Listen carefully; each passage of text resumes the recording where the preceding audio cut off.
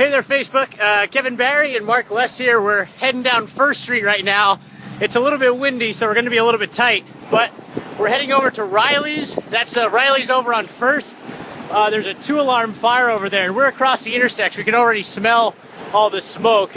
Mark here's already shooting some video while we wait to cross the street here. CRPD is already closing down the intersection. This is 10th Street. Between 10th and 7th. Yeah, this is between 10th and 7th is going to be all shut down. We're at the intersection of 10th and 1st. Here, let's try to get across the street here if we can.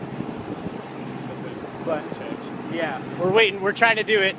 Trying to do it safely. Cedar Rapids Police is already dealing with all the traffic at the intersection here. Obviously, that whole section of the street down there is already all shut down. So we're going to head over there, see what we can find out. We've heard so far it's a 2-alarm fire, and they've already called in additional fire trucks to come down and help. Let's just go across. Oh, wait. All right. Yeah, okay. We're part of the problem now. Okay. But now we're across the street. Yeah, I wouldn't recommend that way across in the street. But we're now here. I'm going to flip this so we can take a look at what we're looking at Riley's. You can see the smoke kind of coming up the back there. The entire First Avenue in both directions is shut down. Now folks are kind of hanging out on the side of the road, just taking a look at what's going on. I'm going to get off here real quick, and well, actually, you know what? We'll go for a walk a little bit more. We'll take a little bit of a closer look.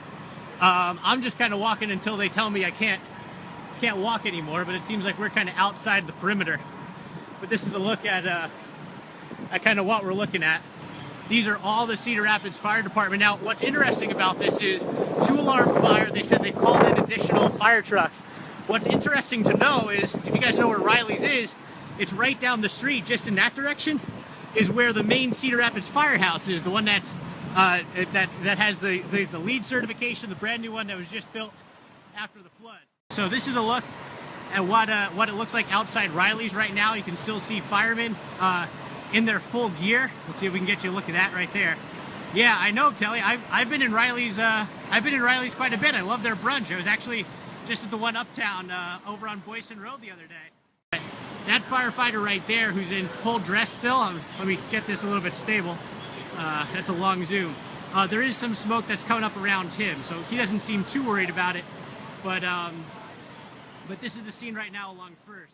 Courtney, they don't know what started it quite yet, and so we haven't gotten that information yet.